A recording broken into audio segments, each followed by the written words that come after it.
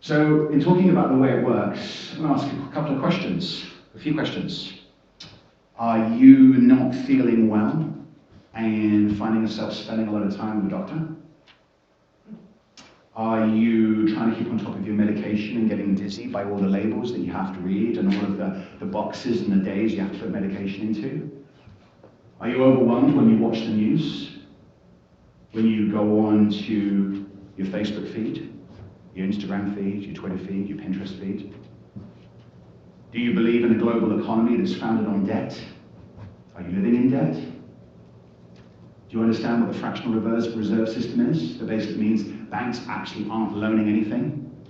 They're just moving numbers around. They're making up numbers. How do you feel about that? Are you unhappy in your relationship that you currently have? Are you single? Like me? Do you look, if you are single and you're looking for someone, are you looking for looks and money and status? Are you unhappy at your job?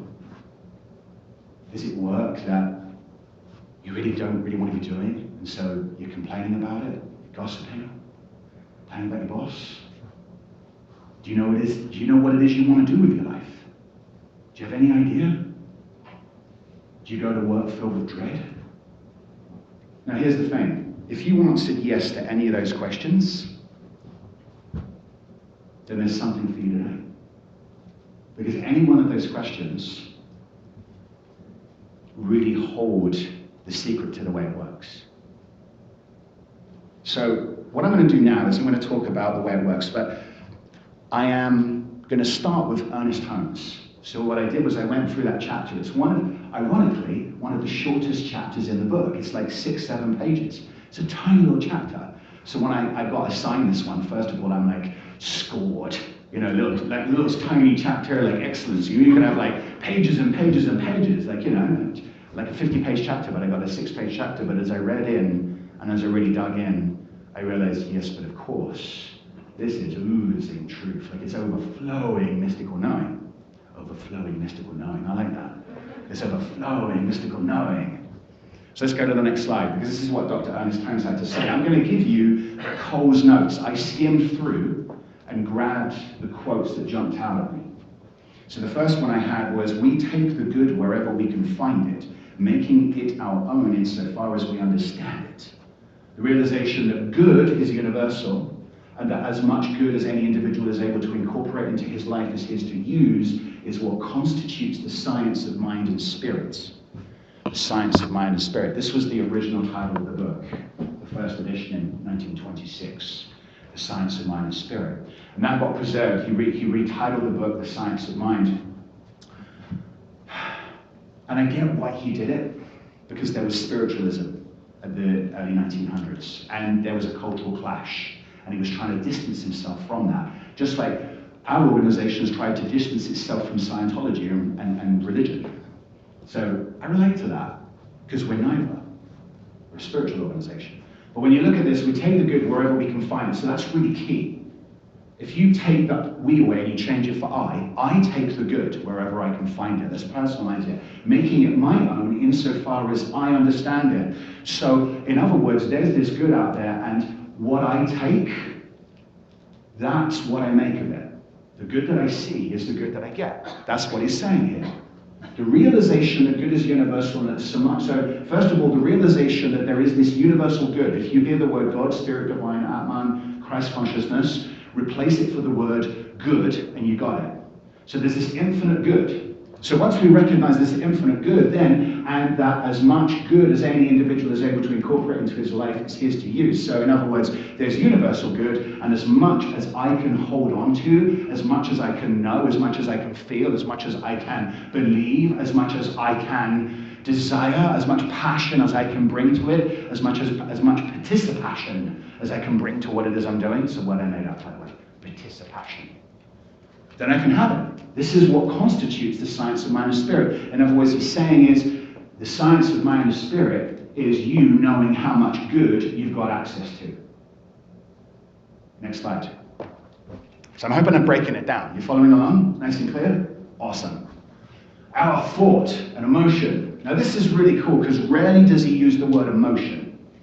But this is integral, it's central. And through the 40s, the 50s, the 60s, the 70s, and 80s, for our organization that has been teaching this mystical work, the word emotion got lost, I believe. And I think it's really important to reclaim it, which is why I've been talking lately about our internal guidance system, our emotional guidance system, our feeling system. It's not just our thoughts, it's our feelings. And so he says it here, our thought emotion is the use we make, consciously or unconsciously. So what is on the surface of our mind, or what is happening of those subconscious beliefs, the stuff beneath the surface of our consciousness, the stuff that triggers us. So if anyone says anything to you that upsets you, you get triggered. You got triggered because of some subconscious belief, right? That's what he's saying. That stuff is creating too. So, the use we make, consciously or unconsciously, of this original creative thing that is the cause of everything. This original creative thing. So there's nothing before it, there's nothing after it, and it's the cause of everything. Therefore, we shall say that the mind, spirit, and intelligence, notice he didn't say body. It's very important. The mind, spirit, and intelligence which we find in ourselves is as much of this original creative God as we understand. It's a little bit of a repeat on that last slide, right? But he's expanding it. Let's get a little clearer. So let's go to the next slide. In our ignorance of the truth, we have misused that highest power we possess. And so great is this power, so complete is our freedom in it, so absolute the domain of law through it, that the misuse of this power has brought upon us the very condition from which we suffer. See, it's our ignorance of the truth. I've talked recently about the 4 pillars of conditioning, right? Education, media, politics, religion. They are programming us. And they were designed by the ego mind, a collective unconsciousness that is all focused on separation. Education, focused on separation, about inspiring each individual to excel academically, right? I don't see a whole lot of emotional training happening in education. I don't see a whole lot of creativity as the core. Arts is kind of like a nice thing to the side. Math, reading is really important. Science will make you lots of money. Oh, a humanities degree, a philosophy degree, oh my gosh. That's kind of like the fringe. And yet, ironically, philosophy is actually moving far closer to it. Far closer to what's actually could be going on with education. So what happens is we grow up. And of course, our family, our guardians, they've been programmed by these pillars of conditioning too. So we got this ignorance. I've come to define compassion recently as having an awareness that whatever is done out of ignorance. Right? When you're aware the choices have been made from a place of ignorance, you can have compassion for it. And then you can recognize, oh, I saw ignorance there. Oh, yes, I've had my share of ignorance. Let me tell you. Oh, yes. So I forgive them because they know not what they do. The final words of Jesus in this incarnation, I forgive them for they know not what they do. That's what that means. So in our ignorance of the truth, we've misused the highest power that we possess. And so great is this power, so complete is our freedom in it. So absolute the domain of law. Law is just reflecting as you vibrate to love, the frequency of love that you attain, you maintain. The universe is just reflecting. So don't get caught up in the idea of man. That's a teaching, it's a lack of compassion. That's just how the universe works. You have free will. You are this infinite creative being. So that means whatever you think, you create, consciously or unconsciously. The domain of law is infinite. It's for everything. The law is basically saying, replace the word law with mirror. Mirror. The universe is mirroring to you what you're thinking all the time, right?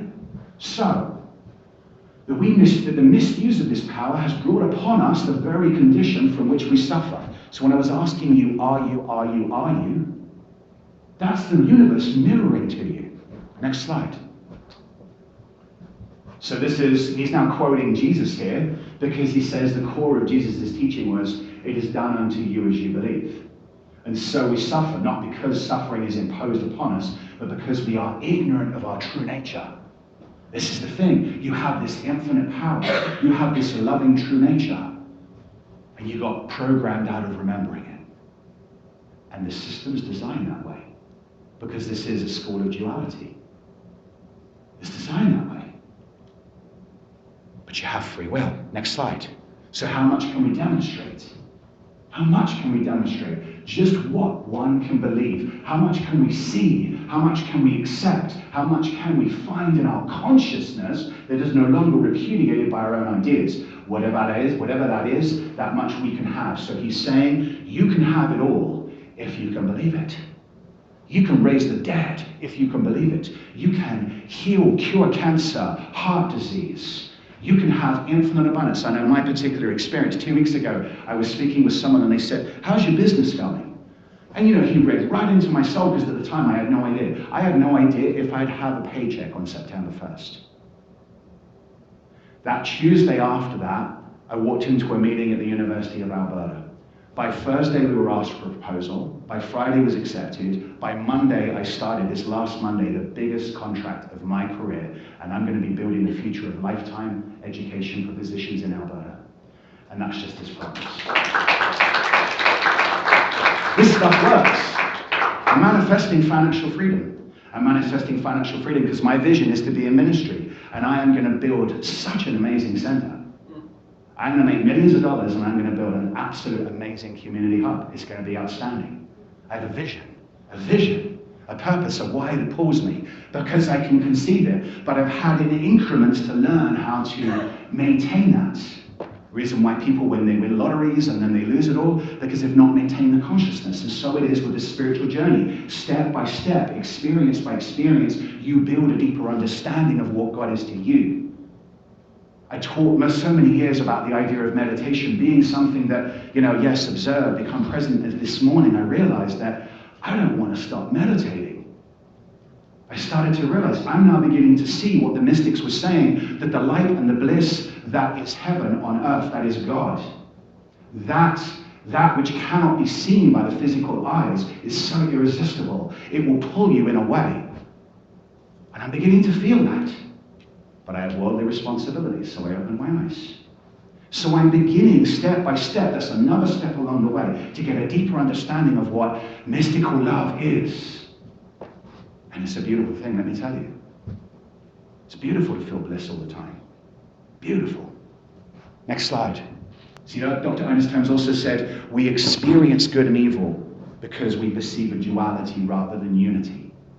The duality that we perceive of stuff, of separate body. Having a separate body primes us for duality. And that experience of being born is the initial programming. It's the initial forgetting. It's the initial moment of ignorance.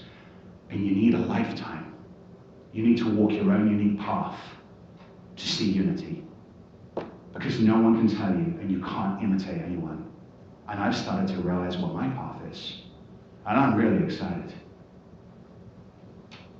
See, it comes down to this. When I concentrate on my own life, my passions, my desires, the family and the friends that I love, when I come into that place of pure love, I will allow myself to be true. I will allow myself to be true. When I recognize that I'm born with an infallible guidance system, my emotions, when I practice using it, I will always point myself to love. See, my feelings are pointing me to love. Stuff feels good because we want to point to love. Stuff feels bad because we want to stop pointing to lack of love and back to what feels good, right? The internal mechanism of drawing you to feel good, that's your compass. That's always seeking to point you north, and it's infallible, and you have it. And let me tell you, as an English boy that grew up in England with the stiff upper lip, jolly good, absolute nonsense. Don't cry. Hold it in. Don't show your emotions, men in particular. And Englishmen, oh my gosh. That's why I had to leave. I had to leave because I wasn't going to survive there. Crazy. So when I remember what feels good, when I remember that what feels good is my true north, not my enemies, not the problems, not the things I don't like, I will make friends with those things that I don't like. And I will journey to my bliss. Next slide. See, Joseph Campbell, if you've ever heard of Joseph Campbell, he came up with a hero's journey. He was an anthropologist, brilliant. And he looked And he looked through time and realized there's been this repeated pattern that's going on. And what he realized through all that work was this probably summarizes his work. Follow your bliss, and the universe will open doors for you where there were only walls. Follow your bliss. That's your infallible guidance system. Let's go to the next slide. See, what I've learned is that happiness, peace, joy, freedom, and love are feelings that direct me to God. The clearer they are in my life, the better life will work for me. So I've come up with 2 rules. See, I used to believe that rules are meant to be broken. Not anymore. There are 2 rules that I can never break now. I now have 2 rules for how I live. Rule number 1, love everybody the same. Rule number 2, forgive myself when I forget. Rule number 1. That's the teachings in 1 slide. Rule number 1, love everybody the same. That's actually what Jesus was teaching. Rule number 2, forgive myself when I forget. Rule number 1. That's it. Yeah? Isn't it simple? There you go. Right there. Notice I chose a picture of an African American man. Notice I chose a picture of the light coming out of his third eye. Because to be able to live those rules, you have to see with spiritual vision. And know your eyes are not the window to the soul. Your mouth is. And that'll be another talk on sexuality and on relationship. Your eyes are not the window to the soul. It's a great illusion. Your mouth is. More nerve endings in your mouth than you can imagine. And when you kiss your partner, you are actually experiencing their sensations of passion. And you're in union in that. Teenagers have it right. Making out's an amazing thing. I like to simplify it. Love everybody the same. Forgive myself when I forget. Rule number 1. So here's another one. Let's go to the next slide. By setting down what I do and focusing on who I am, I can realize what I want to be, right? So I'm going to read these words. Close your eyes. I invite you to close your eyes and just listen to these words. I know this. When my affirmations conjure tears of joy and cause heart to swell, I will know. When I walk to love, I will know. When my feet are set upon the road that leads the world to spirit, I will know. When I remember spirit has placed their hand in mine, I will know. I will step back and let spirit lead the way. Yes, because you know that that is within you. You know that's what you want. So let's break it down a little bit more, the way it works for the body. Because we've all got a body, so I'll start right there. You see, you've got to focus on what's working well. See, you've got these cells. You've got a digestive system. You've got hair, skin, nails that are growing all the time. You've got your sight, you've got hearing. Now, you may have one of those things that you don't have. You see, all the other stuff you do. You know, if you walked in here, even if you had a stroke and you got yourself to walking in here, miracles are occurring every second. So focus on what's working well. If you've got pains and aches, if you've got something that is not feeling good, if you've got something that's taking you to the doctor, then focus on the good, find the good. Ask if this pain is your truth. It's one of the questions that Byron Katie asks. And then Byron Katie goes, and then ask, is it really your truth? Check in, is that your truth? See, if it doesn't feel good, then it isn't your truth. Then ask what message that pain has for you. Speak to it. Now, check in with your internal guidance system.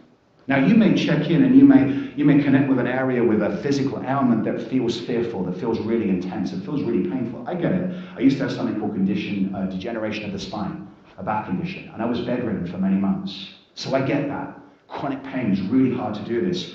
And in those moments when you're gasping for air, if you can just remember, Spirit, just help me here, help me.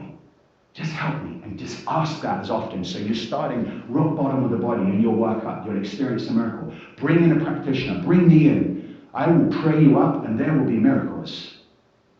It will happen, and I will light the way for you so that you can experience miracles for yourself. It will happen.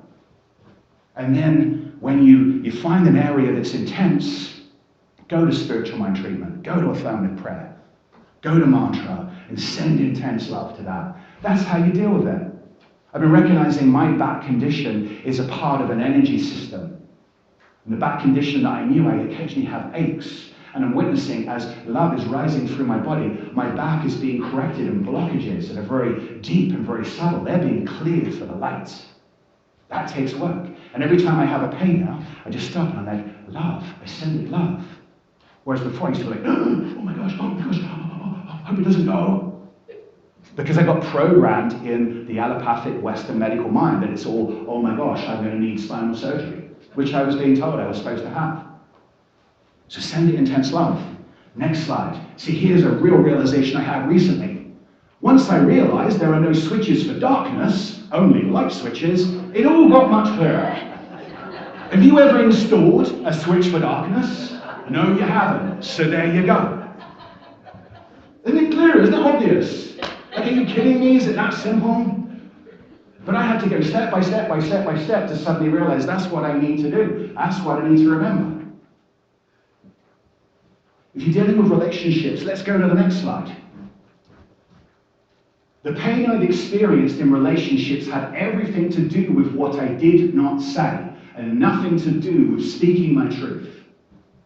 If you've been struggling with relationships and you've not been speaking your truth, if you've been holding back, if you've been fearful that they'll be offended, if you've been fearful that they'll reject you, if you've been fearful it will create a fight, guess what? The universe is mirroring to you. And every time you hold back, you block off a little connection of your heart. If only you could actually see energetically what happens when you first meet your loved one. The energy, the tendrils of energy that are entwined at the heart level. It's unbelievably beautiful. And every time then you connect and you form a bond through kissing, through touching, through talking. And then through talking and stimulating the mind. Look up sapiosexuality. Seriously, connect with the mind. Don't rush the sexual organs, connect with the heart. And when that happens, you have these beautiful emotional connections that form. When you shut down, when you don't say something, you put a block in the way. If you can see it, it's like darkness in the way of light. And these thoughts of light vibration that you keep thinking, they'll coalesce around your heart. And before you know it, you feel less love, and suddenly everything they do is an irritation. Can you relate to that? It takes about 6 to 12 months, and it'll happen again in about 20 to 25 months. Okay? You've done that. You've created that. So, the pain I've experienced in relationships had everything to do with what I did not say, and nothing to do with speaking my truth. Lovingly speaking my truth. My environment. Let's go to the next slide. Because I realized even what we're witnessing in the environment, I've come to realize that the challenges in my environment are a springboard that push me to the spiritual awakening I wish to experience. Every situation is showing me what I need to see to learn what love is for. So I don't focus on the world out there and the environment. I saw a Kickstarter. I woke up, the Spirit woke me at 4 o'clock this morning, and I saw a Kickstarter on Facebook. Guys have built something called Nano Farm. You can grow vegetables in 1 to 3 weeks. They send you a seed packet. You put water, you put the packet in, put the switch, close the door, come back 1 to 3 weeks later, it tells you, there you have spinach, lettuce, basil. I'm going to buy 4 of these things. Amazing. Amazing. You see, what will happen is technology is spirit revealing the beautiful lessening of scarcity in the world. And then we'll see technology will come along and revolutionize things and allow us to step back into being a society of production again, as opposed to a society of consumerism, which is what we've grown into. And that society of consumerism is causing environmental damage. And so we will each make individual choices that are empowered by technology. And this here, and you'll see there's a picture of a lightning storm. This is about what we see in the environment. Every situation is showing me what I need to see to learn what love is for. So don't focus on the planet suffering. Planet Earth will shrug us off and heal, no problem. Gaia's got it. Trust me. Gaia has got it. Planet Earth has it. The human race is insignificant given the sheer magnificence of the loving power that Mother Nature and Earth is. Have you been focused on the environment and how terrible it is? So, let's wrap this up. Do you believe in the Western prognosis of pharmaceuticals, chronic pain and unwellness? Or in the endless healing abilities contained within your mind? Do you believe in a flawed global economy built on debt? Or in the power of your mind to create and tap into the infinite abundance of God?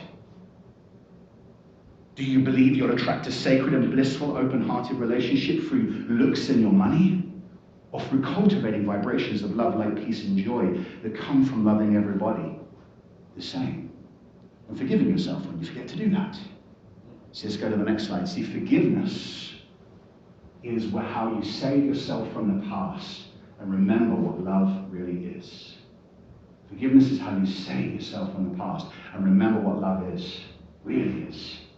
Do you believe you'll manifest the job of your dreams or the calling of your soul through office gossip and complaining about your boss and how hard the work is? Or by getting clear about how you want to feel when you float to work each morning? Ah, yes. And when you blissfully glide through the doors. And your blissful arrival changes the world around you. Oh, yes. Let's go to the next slide. See, illusion. An illusion is a belief in that which lacks love. Anyone doing A Course in Miracles, when he uses the word illusion, it's a belief in that which lacks love. It's the simplest way to define illusion. Faith is believing that every situation in which you find yourself is but a means to learn what love is for. Every situation in which you find yourself is but a means to learn what love is for. That's faith. And the final slide. See, I treat my thoughts with the loving respect they deserve. I am, after all, a dynamic and vibrating energy system that changes with every thought I have. Bring the experience of joy and bliss to each moment and you'll widen your understanding of God. Change your focus from what you don't want to what you do want. You see, your current life is your current demonstration of how you're working it. And you might not like to hear that. Any feeling you've got, that's your ego mind, by the way, wanting to attack me. You'd love to jump out. Shut up, you're talking about love, shut up. But the loving part of you is holding you back. Spiritual mind's going, there be truth here. See, it's all about how you're aligned with frequency of love. So listen to your feelings to guide you in how you should change your thinking to change your life. See, you're manifesting all the time. So do you know what the secret is to the way it works? What it comes down to? I could have started this, but it wouldn't have been as impactful. But the punchline of the last 29 minutes and 24 seconds, the secret to the way it works, you're the way it works. I love and I bless you. Beautiful stuff.